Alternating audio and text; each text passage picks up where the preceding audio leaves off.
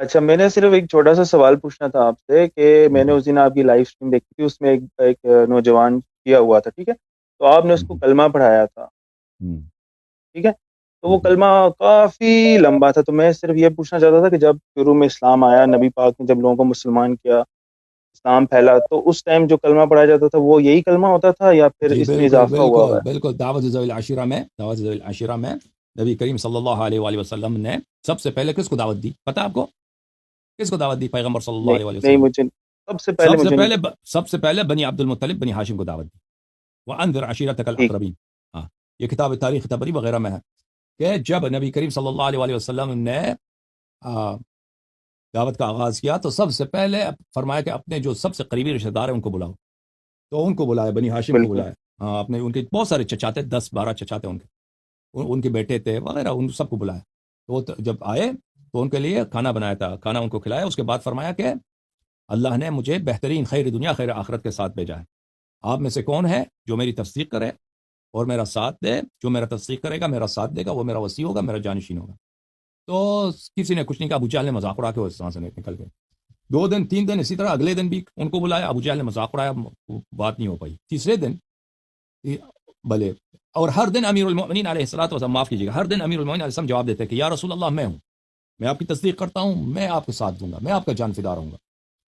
تو اب وہ ابو جہل جو ہے مذاق اڑاتا تھا۔ تیسرے دن پھر ان کو بلایا اور ہر دن معجزہ ہوتا تھا، یہ کافی مشہور واقعہ ہے۔ کھانا ان کو کھلاتے تھے، وہ کھانا اس دسترخوان سے کم نہیں ہوتا تھا، کچھ دسترخوان سے کچھ کھانا کم، وہ اتنے 10-12 آدمی ہوتے تھے، بہت بڑے تکڑے آدمی، بہت کھانا کھاتے تھے، دسترخوان سے ذرہ برابر کھانا، وہ جتنا کھاتے کم نہیں ہوتا تھا، تو ان کو ایسا معجزہ دکھاتے تھے۔ اس کے باوجود تیسرے دن جب انہوں نے کیا، پھر انہوں نے اپنے پیغام سنایا، تو پھر کہا کہ کون میرا ساتھ دے گا؟ تو امیر المومنین علیہ السلام نے پھر کہا کہ میں ساتھ دوں گا۔ تو رسول اللہ صلی اللہ علیہ وسلم نے فرمایا کہ میں اللہ کی جانب سے رسول ہوں اور یہ میرے وصی ہیں، ان کی اطاعت کرو، ان کی بات سنو۔ تو اسی لیے انہوں نے مذاق اڑایا، جو ابو جہل تھا، مذاق اڑایا ابو طالب علیہ السلام کو کہ دیکھو تم کو کہہ رہا ہے کہ تم اپنے بیٹے کی بات سنو۔ یہ تو یہ شروع سے رسول اللہ صلی اللہ علیہ وسلم حکم دیتے تھے۔ جی ہاں، اور شروع میں اسلام میں جو ہے نا، شروع اسلام میں بہت ساری باتیں وہ بتانے کا وقت نہیں تھا، لیکن اسی وقت سے شروع کیا تھا پیغمبر صلی اللہ علیہ وسلم۔ جی جناب، مزید نہیں، میں پوچھ رہا تھا کہ جو آپ نے تو کافی لمبا کلمہ پڑھایا تھا نا، تو وہ سارا کلمہ ہی تھا یا پھر وہ کلمے کے بعد مطلب کلمہ ایک مخصوص کلمہ تھا، اس کے بعد پھر آگے سے آپ نے مطلب اس سے بتایا تھا کہ یہ چیزیں بھی تمہیں ماننی ہے؟ مطلب وہ اس میں تھوڑا ایمان ہے۔ کنفیوژن ہے کہ وہ ہاں بہت ہی لمبا تھا نا۔ جی ہاں، تو وہ عزیز مطلب میرے، ساتھ میں ہم نے یہ بتایا تھا کہ یہ چیزیں تم نے ماننی ہے تو تم ایک شیعہ ہو گے نا، مطلب وہ تھا یا پھر یہاں ایک محدود تھا کہ نہیں کلمہ یہاں نہیں، تک ہے جیسا کیا تھا؟ دیکھیں وہ اس کا ڈفرنس کیا ہے؟ دیکھیں مختلف احادیث میں یہ ہیں کہ جو رسول پاک صلی اللہ علیہ وآلہ وسلم کے اوصیاء کو نہیں مانتا، من مات ہے، یہ تو آپ کی کتب میں من مات ہے۔ بھلے میں مسلم نکالوں، ایک منٹ میں مسلم نکالوں۔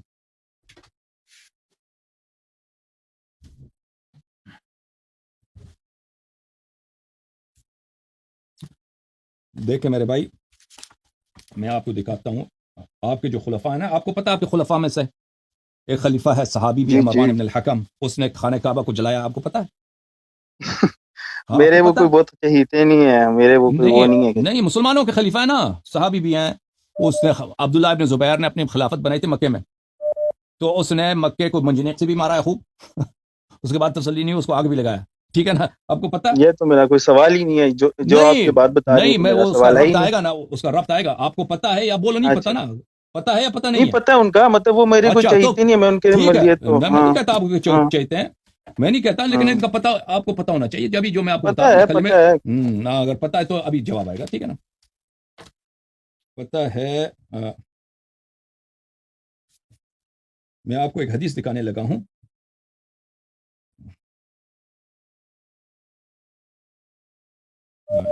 اللہم صلی علی محمد وعلی محمد وعجل فرجہم، یہ حدیث مل گیا بھائی، حدیث دکھانے لگا ہوں۔ اچھا،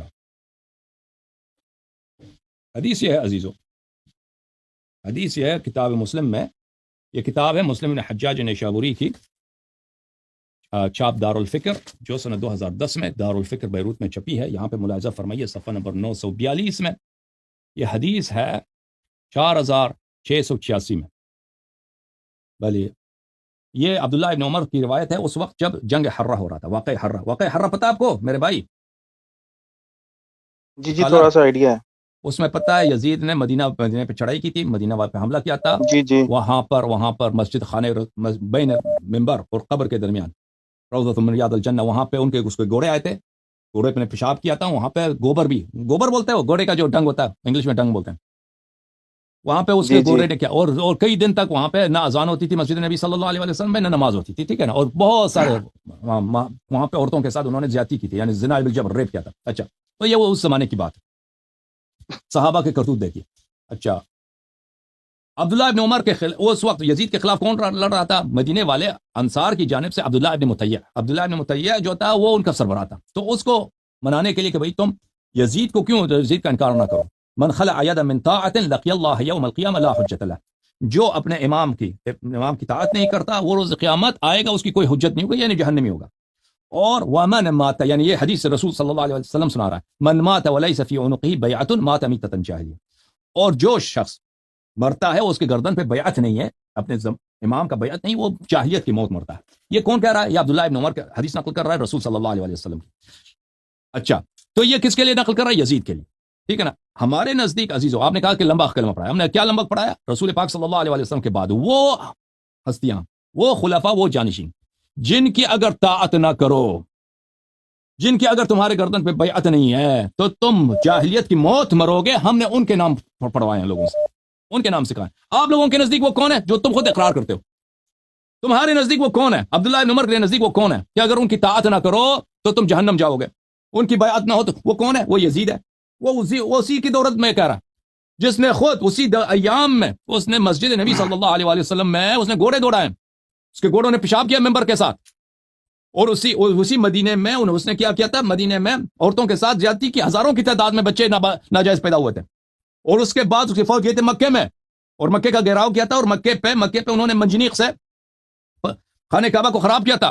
پھر یزید مر گیا تو اس کے فوج پیچھے چلے گی. پھر اب مروان خلیفہ بن گیا شام میں، اس نے دوبارہ فوج کو بھیج دی، اس نے دوبارہ اسی کو کنٹینیو رکھا، خانہ کعبہ کو چلایا بھی. تو ہمارے اور آپ کے درمیان بڑا فرق ہے عزیز. حدیث ہے پیغمبر صلی اللہ علیہ وسلم کی کہ اگر ان کی ایسی ہستیاں ہیں نبی صلی اللہ علیہ وسلم کے بعد جن کا معرفت ضروری ہے، اگر ان کی معرفت نہیں ہے تو تم جہنم میں جاؤ گے، جاہلیت کی موت مرو گے.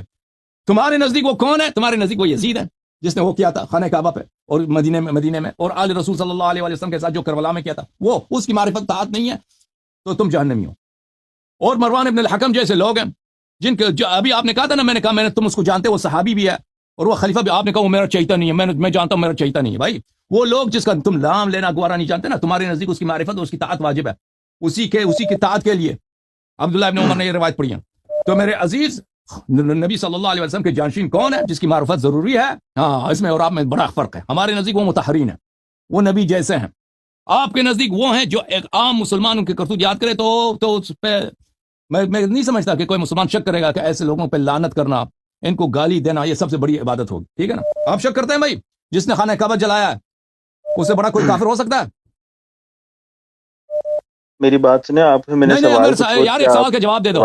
جس نے خانہ کعبہ، میں تو لعنت بھیجتا ہوں یزید پہ، مجھے تو کیا، میرا کوئی جس نے خانہ کعبہ جلایا ہے، میرا کوشچن یہ نہیں ہے. جس نے خانہ کعبہ جلایا اس کے کفر میں شک ہے یا شک نہیں ہے؟ میں آپ سے صرف میرے لیے اس کے کفر میں کوئی شک نہیں ہے، یہ والی بات کرتا ہوں یہاں پہ. میں کوشچن میرا یہ ہے، وہ آپ بخاری مسلم کا راوی ہے مروان ابن الحکم. اس سے میں آپ سے کوشچن کچھ اور، اس سے تم توحید لیتے ہو، اس سے تم نماز لیتے ہو، وہی مروان ابن الحکم. میں آپ سے جو کوشچن کروں نا، آپ کائنڈلی اس کا جواب دینا. آپ یزید کے خلاف آپ نے کوئی ویڈیو بنانی ہے، وہ علیحدہ سے آپ ویڈیو ایک لیکچر دیں، ہم خوشی سے سنیں گے، لائک کریں گے. سوال دوبارہ تکرار کرو. میرے سوال کا صرف یہ جواب ہے، اور سوال صرف یہ چھوٹا سا میرا سوال ہے. فار ایگزامپل، جب اسلام پھیل رہا تھا تو نبی صحابہ کو مختلف شہروں میں بھیجتے تھے کہ جاؤ اسلام کو پھیلاؤ، اس کا میرے دین کی دعوت ہو. تو جب اس ٹائم جو کافر ہوتے تھے، مشرک ہوتے تھے، جو مسلمان ہوتے تھے، تو وہ جو کلمہ پڑھتے تھے، وہ کلمہ وہ جو آپ نے پڑھایا وہ سارا تھا اس ٹائم یا نہیں تھا؟ اور اگر میں دوسرا سوال میرا تو ساتھ اس کے وہ اسی نبی کے احادیث ہم نے آپ کو سنائے ہیں، بار بار سنائے بھائی. اسی نبی صلی اللہ علیہ وسلم وقت کی بات مجھے بتا دینا، وہ بعد کی بات نہ بتائیں کہ بعد میں یزید نے یہ کیا، اس نے کیا، وہ تو بات کی بات میں پوچھ نہیں رہا. میرا صرف اشہد ان لا الہ الا اللہ واشہد ان محمد عبدہ ورسولہ، اس پہ ختم ہو جاتے تھے، لوگ مسلمان ہو جاتے تھے. جو آپ نے آگے بتایا وہ پڑھتے ہیں تب اب بھی مسلمان ہوئے. اب بھی کوئی شہادتین پڑھے، بقیہ نہ پڑھے تو وہ مسلمان ہو جاتا ہے. ٹھیک ہے نا. ہاں بس لیکن یہ میرا آپ چھوٹا سا ایک نہیں، question ہاں ہے. جی اب بھی ہمارا عقیدہ ہے، لیکن آپ نے دیکھا بھائی میرے بھائی عبداللہ ابن عمر کی حدیث آپ نے دیکھی کہ اس نے اپنی جیب سے تو نہیں گڑا ہے. عبداللہ ابن عمر ہے، وہ عمر کا بیٹا ہے، آپ کا شہزادہ ہے، صحابی بھی ہے. اس نے کہا آپ کے بادشاہ کا بیٹا ہے نا، اس نے روایت کیا کہ بھائی پیغمبر صلی اللہ علیہ وسلم نے کہا کہ اگر طاعت سے ہاتھ اٹھاؤ تو جہنم میں جاؤ گے، بیعت نہیں ہے تو وہ بیعت نہیں ہے تو جہنم میں جاؤ گے، جاہلیت کی موت مرو گے. تو یہ کون ہے بھائی؟ یہ کون ہے کہ اگر ان کی طاعت نہیں ہے، ان کی بیعت نہیں تو جاہلیت کی موت مرو گے؟ یہ نبی تو نہیں ہے نا، کسی اور کی بات ہو رہی ہے. وہ کون ہے آپ لوگوں کے نزدیک؟ بھائی یہ شرم کی بات ہے. آپ اگر ایک نوجوان ہیں، میرے عزیز ہیں، تعلیم یافتہ ہیں، اگر آپ سوچیں تو آپ اپنے مذہب کی بطلان پہ شک نہیں کریں گے اگر آپ اس بات کو ضمیر کے ساتھ سوچیں کہ وہ لوگ جنہوں نے خانہ کعبہ جلائے وہ ہیں یا مطہرین یا کوئی اور ہستیاں کہ اگر ان کو نہ جانو نہ پہچانو، ان کی بیعت معرفت نہیں ہے تو تم جہنمی جاؤ گے. ٹھیک ہے نا؟ اب اس میں سوچو، تم اس میں سوچو اچھی طرح سے، یہ کون ہے؟ یہ کون ہے یہ لوگ؟ نبی صلی اللہ علیہ وسلم کے احادیث کو تم لوگوں نے کیا کیا؟ اس کو ہائی جیک کر کے، اس کو تحریف کر کے، اس کا مصداق کن لوگوں کو تم نے بنایا؟ یزید، معاویہ، مروان ابن الحکم، ان کے کرتوت یاد کرو، انہوں نے کیا قتل و غارتیں کی ہیں؟ کیا ان کی کہہ رہا ہے نبی صلی اللہ علیہ وسلم یا کوئی اور ہستیاں؟ تو ہم نے جو کلمہ پڑھایا نا، کلمہ پڑھایا تاکہ جاہلیت کی موت نہ مرے، کیونکہ حدیث تو حق ہے، جاہلیت کی موت نہ مرے. اچھا میں آپ کو کلمات سکھا دوں. یا ہم اپنی دل سے نہیں بناتے بھائی. الاصول من الکافی الجزء الاول چھاپ دار الکتب الاسلامیہ،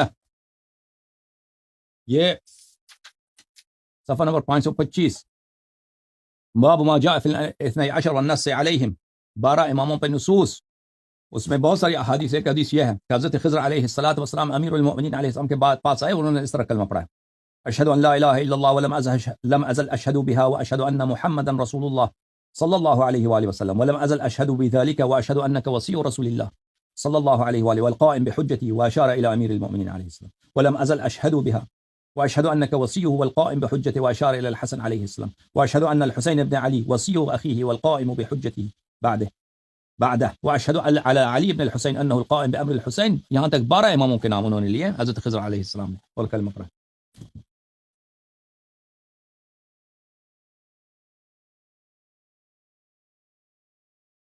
جناب السلام علیکم. وعلیکم السلام. بات کریں بھائی صاحب، انڈیا والے بات کرو بھائی. ہاں اللہ یاری صاحب، آپ کو آواز آ رہی ہے؟ آواز آ رہی ہے جی جناب، بات کریں. السلام علیکم. وعلیکم السلام، بات کرو بھائی. اللہ یاری صاحب، میرے ایک 2-3 سوالات ہے. رسول اللہ صلی اللہ علیہ وسلم نے جنگ تبوک کے موقع پر فرمایا تھا کہ میرا اصحاب میں 12 منافق ہے، تو جو حدیث اہل سنت کے یہاں لکھی ہوئی ہے. جنگ تبوک میں کیا فرمایا؟ میرے اصحاب میں 12 منافق اور 8 اس میں جنت کی بھی نہیں جا سکتے. ٹھیک، سوال کیا ہے بھائی؟ سوال کرو نا.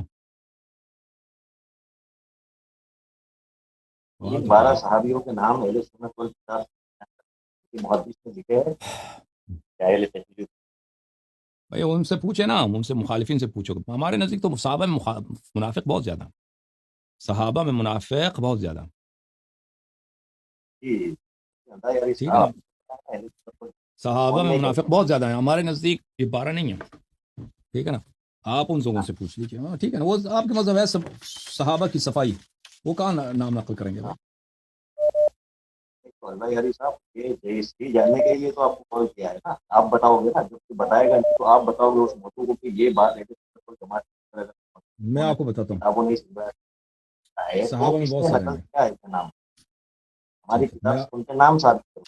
ہاں میں آپ کو بتاتا ہوں صحابہ میں منافق کون ہے، میں آپ کو بتاتا ہوں بھائی.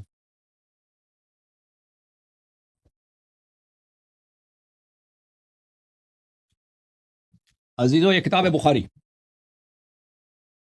کتاب کون سی ہے؟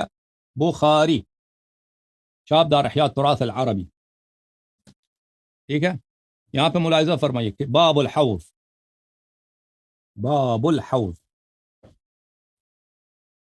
صفحہ نمبر 1167 یہ حدیث ملاحظہ فرمائیں 4576 انا فراتکم رسول اللہ صلی اللہ علیہ وسلم نے کہا انا فراتکم علی الحوض میں آپ سے حوض کوثر میں پہلے پہنچ جاؤں گا وَلَيُرْفَعَنَّ رِجَالٌ مِّنْكُمْ وہاں پہ آپ لوگوں میں سے کچھ مرد کو لایا جائے گا ثم لَيُخْتَلَجَنَّ دُونِي پھر وہ مجھ سے دور کیے جائیں گے فَأَقُولُ يَا رَبِّ أَصْحَابِي فَأَقُولُ يَا رَبِّ أَصْحَابِي میں کہہ دوں گا یا رب یہ تو میرے صحابہ ہیں فَيُقَالْ إِنَّكَ لَا تَدْرِي اور کہا جائے گا کہ تمہیں کیا معلوم تمہیں کیا معلوم وَمَا أَدْرَاكَ مَا لَيْلَةُ الْقَدْرِ تمہیں کیا معلوم ٹھیک ہے نا کہ ما احدثوا بعدک انہوں نے آپ کے بعد انہوں نے دین میں کیا بدعتیں داخل کی ہیں یا انہوں نے کیا کام کیے ہیں کون کون سے کارنامے انجام دیے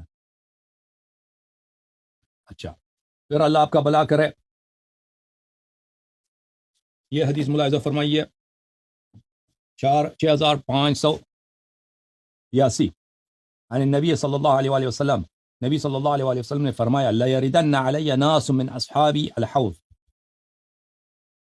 بہت سارے لوگ میرے اصحاب میں سے حوض کوثر پہ لائے جائیں گے وہاں پہ میرے پاس آئیں گے حتی اذا عرفتہم اختلجوا دونی جب میں ان کو پہچان جاتا ہوں کہ یہ فلانی ہے فلانی ہے یہ مجھ سے دور کیے جائیں گے فاقول اصحابی میں کہوں گی یا رب یہ میرے صحابہ ہیں فیقول لا تدری ما احدثوا بعدک تجھے کیا پتا کہ انہوں نے یا وما ادراک ما لیلۃ القدر یعنی کہ آپ کو کیا معلوم لیلۃ القدر کیا ہے نبی صلی اللہ علیہ وسلم کو معلوم ہے لیلۃ القدر کیا ہے یہ یعنی بہت عظیم بہت ہی خبیث جرم ہے ان کی ٹھیک ہے نا ما تدری ما احدثوا بعدک ان کی جرم اتنا عظیم ہے کہ جیسے کہا نا کہ لیلۃ القدر کتنا عظیم ہے وما ادراک ما لیلۃ القدر اس طرح اس سے مراد ہے اچھا آپ کی خدمت میں پھر عرض کریں کہ حدیث نمبر 6583 انی فراتکم علی الحوض میں حوض پہ پہلے پہنچ جاؤں گا من مر علی شرب جو میرے پاس آئے گا وہاں پہ اس کو شربت پلایا جائے گا ومن شرب لم یظمأ بعد وہاں پہ جس کو کوثر پلایا جائے گا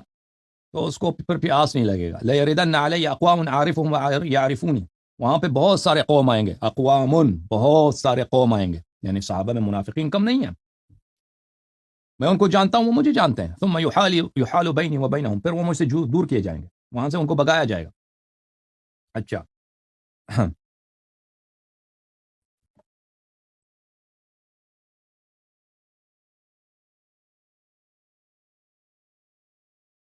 یہ ملاحظہ فرمائیے یہ بھی بخاری کی حدیث ہے 6586 بلی نبی صلی اللہ علیہ وسلم نے فرمایا یرد علی الحوض رجال من اصحابی میرے صحابہ میں سے حوض کوثر پہ لائے جائیں گے فیحلؤون عنہ پھر ان کو دور کیا جائے گا فیقول یا رب اصحابی میں کہوں گا یا رب یہ میرے صحابہ ہیں فیقول انک لا علم لک بما احدثوا بعدک تجھے کیا معلوم کہ انہوں نے کیسے عظیم انہوں نے جرائم کیا ہے انہم ارتدوا علی ادبارہم القہقرہ یہ آپ کے بعد مرتد ہو گئے اچھا ان کی ارتداد کیسی ارتداد ہے ان کی ارتداد کیا کفر والی ارتداد ہے